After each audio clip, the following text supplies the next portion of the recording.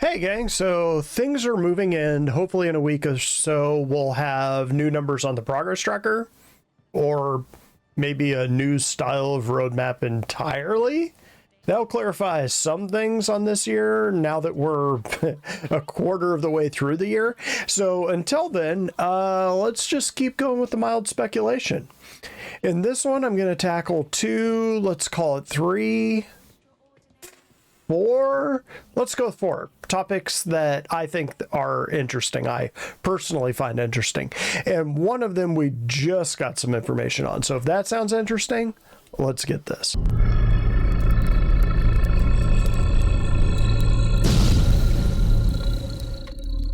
So for those of you who've been here for a while, you know I did a fair amount of art, character design, and animation in my early days. My timing was particularly bad though, so I ended up on another career path, which I'm on now. But those topics have always been hugely interesting to me, and I've always kept a toe, or at least sometimes a whole leg, in that arena. And CIG just had their character teams on for a chat last Friday. So we got a few answers to burning questions, and one of them was something that I have been harping on for years now. So I'll toss on here that this, at least for me, is less about inclusivity, although that's important when you're trying to appeal to a larger player base.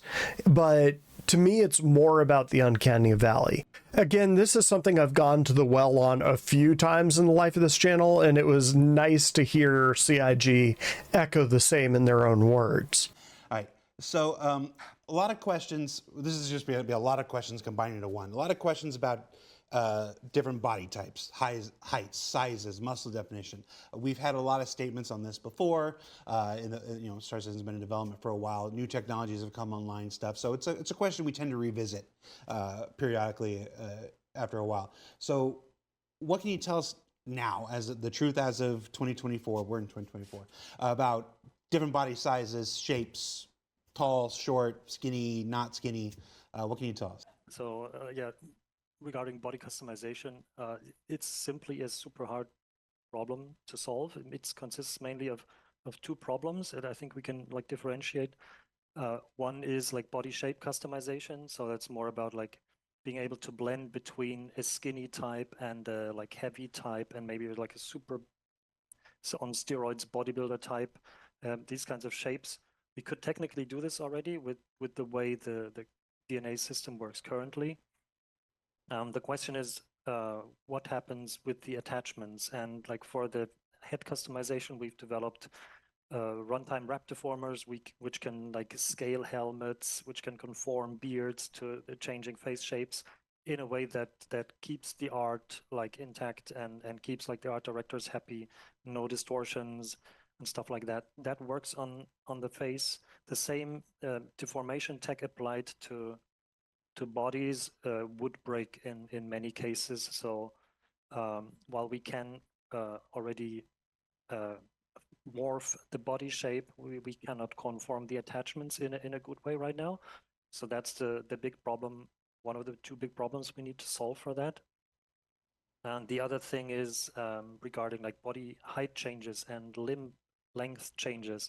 This is another super hard thing to do, because that affects all animations in the game. Like if you imagine like a character holding like a pistol, or even holding a mug and moving that to his mouth to drink something. Currently in the game, we have like tens of thousands of animations that have been also authored with so-called like forward kinematic. Like every bone in the skeleton defines its rotation over time, and that's how the arm moves towards the mouth, and then you get the impression that they drink something without spilling anything.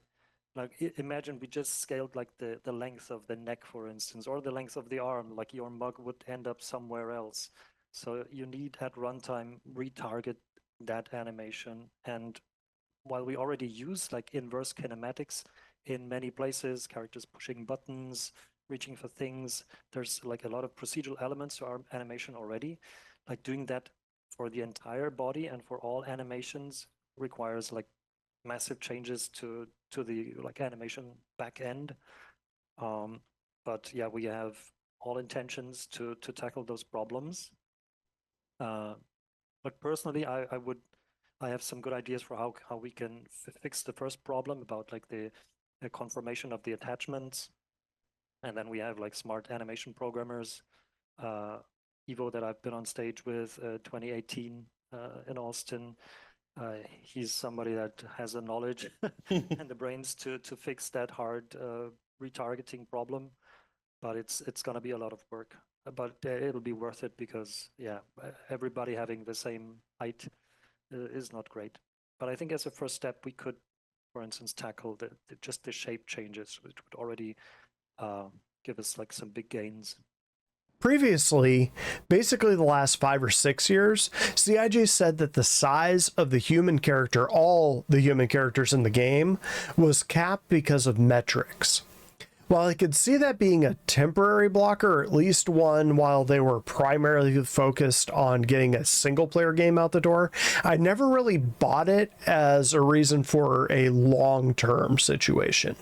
Why? Well, there's a few reasons. First, when they introduced the female character, there was already a size difference between those two models, between the male and the female character. Second, we have examples of different human characters, male models, in Squadron 42 itself.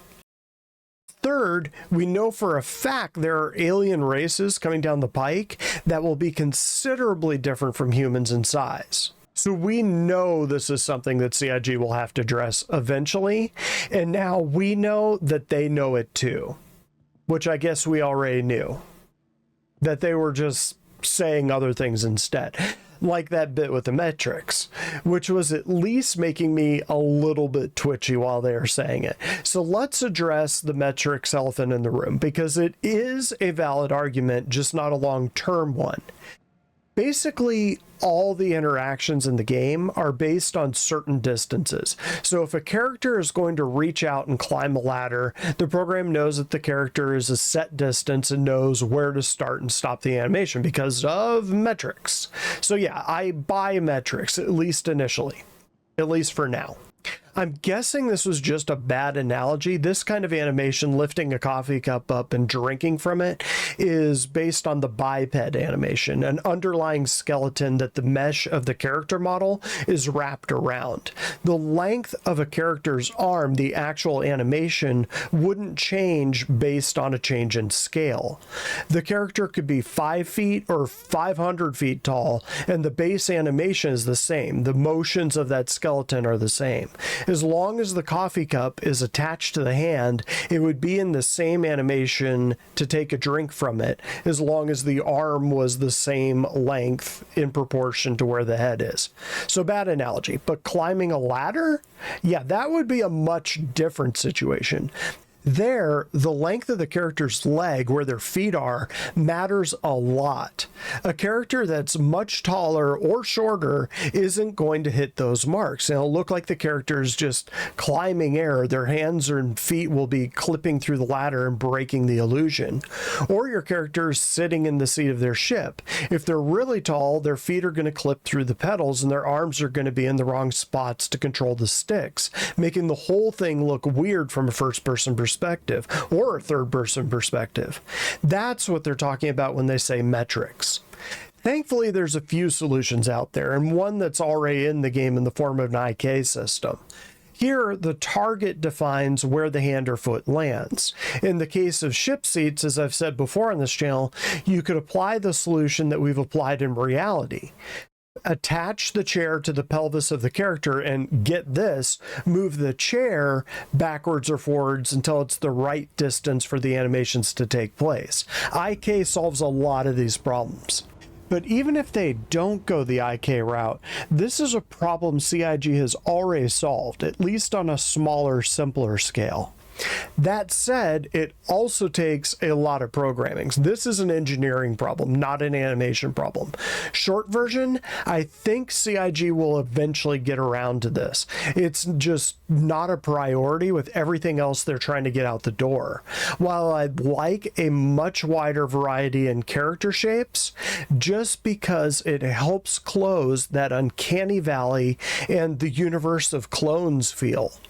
I'd be willing to wait a few years if it means we get other more important things first. Again, CIG will get to this, I'm pretty sure. It just probably won't be soon.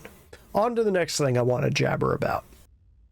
So speaking of the Uncanny Valley, I know this is one not many people will agree with, but I don't know. This has always kind of bothered me ever since they dropped Hurston into the verse. Just every time I'm flying down to Lorville or Newbab from orbit, it just gives me Little Prince vibes. Granted, these planets, the actual area we have to game on, is enormous. I don't think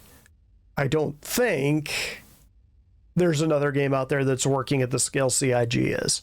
And I mean real actual scale, and not the, we've modeled the entire galaxy, but when you land on a planet, you're going to be stuck to a few miles squared scale. But it feels like, especially with server meshing ramping up and coming online, that the scale of the planets could be bumped up to 1-on-1. Right now, I believe they're 1/10 scale. It's fine for the moment for early development, a lot like the character situation earlier. I just think that having a greater scale would not only look better, but start opening up options for other gameplay, emergent and otherwise. Again, I've beat this dead horse before, so I won't keep beating it into the ground, but one last point. Eventually, CIG will have to make Earth. One of the landing zones on Earth is Manhattan. Manhattan is an island of fixed dimensions and visually known to most people that are playing this game. So how will CIG deal with this? Yeah. This is 1,000 years in the future, etc., but it'll have to still look something like Manhattan. So I can see them coming up with 3 options here. One, you can scale Manhattan down so it's about a block across to fit the scaled down size of the planet. 2, you keep Manhattan at the scale and keep Earth at the 1/10 size, in which case Manhattan is going to eat up probably about a quarter of the eastern seaboard. Or 3, you can just make Earth 1-to-1 scale. You could say the same things, the same analogy with London, Moscow, and Shanghai, which are all also landing zones. It just seems like option 3 is the way to go. We're just too familiar with Earth and its various shapes and sizes. And then that brings up the question of why keeping things at the 1/10 scale. The biggest blowback I've had from this is, what would you even do with all of that extra space? It's not a real good argument. You can fill it with stuff. You can fill it with towns, other cities, areas for players to build and explore, missions, emergent gameplay. I swear I have never heard about a gaming community actually complain about having more stuff to do. Granted, the trick would be making sure it wasn't empty space. But with all the procedural tools CIG has come up with, it doesn't seem like this would be a particularly large obstacle. So that one's a small nitpick, but it's a good segue to something that's probably a bigger deal, particularly as the verse grows. And yeah, here's another one I harp on a lot.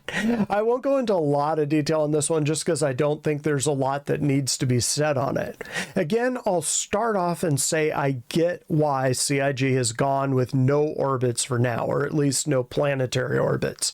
The engineering behind constructing all of these orbits and orbits within orbits would be a pain in the ass, especially when we're only dealing with a single system.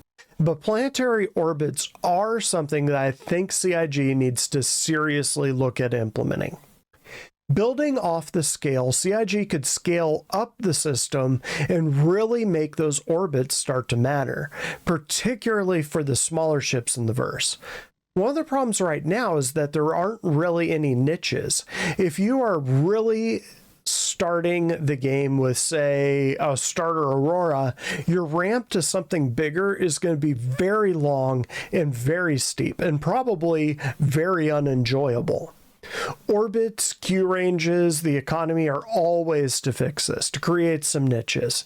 And let's go into why. Again, I'll try to keep this pretty short. I'll mash this one together pretty quick. If you want a longer version, let me know in the down below bits and I'll come up with something. Okay. So first, And this will probably have to happen after server meshing is humming so that the right people are freed up to work on the problem. And again, this isn't something you'd want to do before there are things to do on your ship when it's traveling. Engineering, other mini games, issues with the Q drive, things like that. I mean, the journey has to be interesting in and of itself before you start stretching that journey out. Don't worry, I do get that. Second, ambigonate the system so they're one-to-one. You see a theme here. So Stanton would get quite a bit larger. To account for that, make larger Q drives faster and give them the longer range to cross a medium-sized system like Stanton. So as opposed to the hard cap of the 10% of speed of light that Q drives are limited to now, maybe allow the largest Q drives to go, 30? The numbers can be worked out and balanced later. Again, if you have things to do while you are quantum traveling, this is less arduous. And then you'd shrink the range of the smaller and smallest drives. In my brain, this solves a few problems we'll start to see down the line. You tweak the economy so the largest ships can't make a profit trading at this smaller scale, and they'd only really get bang for their buck when moving bulk cargo between planets or major locations across the whole of the system or even between systems. It'll start to really carve out those niches and give the smaller ships a purpose other than having to be just a stepping stone to something larger. A player should be able to run an Aurora for their entire time playing this game, if they want to, and be able to carve out their own little corner of the market doing it. They might not ever make enough to make some mega station on an asteroid or rake in enough funds to shift a planetary economy, but not all players want that. People with smaller ships will become experts on the smaller local trade locations of their planetary system, as they'll either need a larger ship to leave it or be able to book a passage on a larger ship. Obviously, this would mean that you would need more locations on those moons and planets for them to trade at to make that viable. And that kind of goes back to increasing the size of those planets and moons to 1-to-1. So again, people with smaller ships will become the experts on these local trade locations of their moon or the planet that they're on. And they'll either need a larger ship to leave that system or be able to book a passage on a larger ship. And that would mean that ships like the Kraken and the Liberator, and probably what else is out there on the drawing board, would have a real purpose in moving smaller ships from one locale to another, even in a single system. And then you introduce orbits. So let's say that only once every couple months, the other planet is close enough in its orbit that the smaller ships can actually make the jump from the planet they're on. Suddenly, the smaller market would be thrown into chaos as those small market players could change locations easily without the help of a larger ride. The market, the underlying economy, would be thrown into chaos as goods that are uncommon flood the market. You get the idea. This could make life, even in a single system, even a relatively simple one, even for a player in a starter ship, much more interesting. Let's take it another step further. Let's say that you have a miner out in the asteroid belt that's just going to a station. The station can take a larger cut of what they're bringing in because they're the middleman and they have to make a profit too. But if the player could jump directly to the planet that their goods are eventually arriving at, they could demand a higher price. So if the orbit of the planet nears the place where they're mining, they could jump over the station and jump to the planet and make a larger profit than they would be otherwise. All just because of orbits. Will it happen? I mean, I think so. Eventually. Maybe. Anyways, on to the last topic, which is totally unrelated to the other ones. Well, kind of related to the character one. This one will be short and actually build off the first topic. So look at that. Proper conclusion.